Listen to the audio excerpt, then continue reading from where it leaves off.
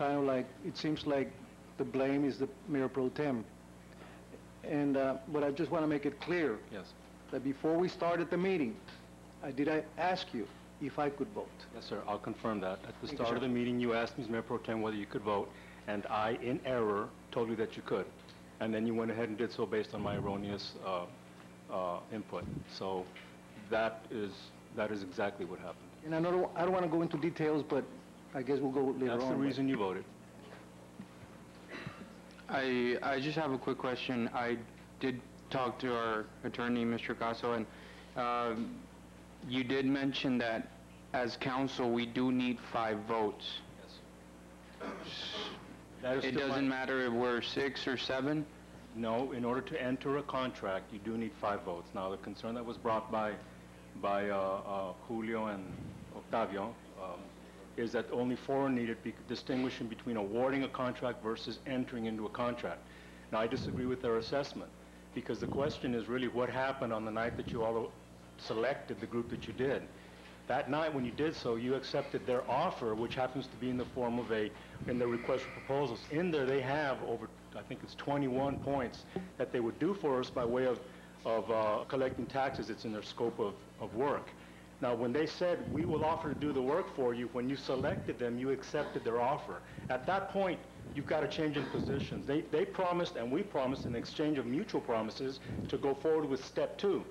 The government code specifies that when you select a contract, award a contract to professionals, it's a 2-step process. Now, that particular chapter doesn't apply to lawyers, but that's still the process that we use, 2 steps. You solicit requests of qualifications, you choose from among them. At that point, we are bound. Once we selected them on Wednesday, we're contractually bound to go forward with step 2, which is the actual negotiating the terms, most of which, by and large, are already in the RFQ.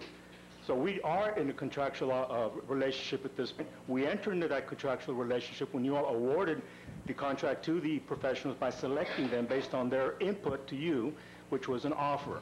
So in my opinion, that's when the wheels started rolling. We definitely entered into a contractual relationship, and the charter says we need 5 votes. That's still my opinion. With that being said, and I apologize, Mayor Pro Tem, if we would go ahead and take away the Mayor Pro Tem's vote, where would we wind up? Okay, what I would like to address that point, and I agree with Judge Arce that the mayor, there was a mistaken judgment. The Mayor Pro Tem should not have voted. That was my error, but I don't agree with the remedy she proposes, which is to rescind the contract. The remedy is that you subtract the votes that were cast by the Mayor Pro Tem because they are rendered a nullity. And then you look to see what change in the outcome that made, because the important thing here is that the will of the council not be frustrated. That's what's important.